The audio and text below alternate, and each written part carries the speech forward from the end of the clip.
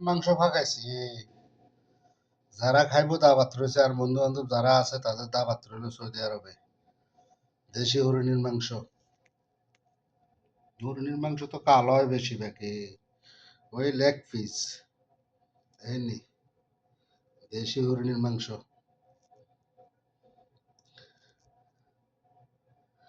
ধন্য দিম একটু পরে, তরকারিটা একটু ঠান্ডা হোক।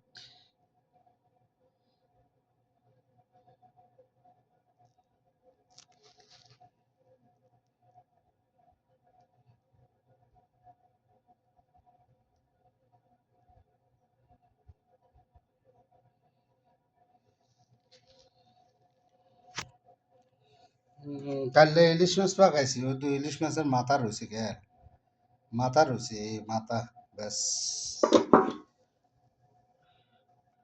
আর এটা হলো আজকে হরিণের মাংস।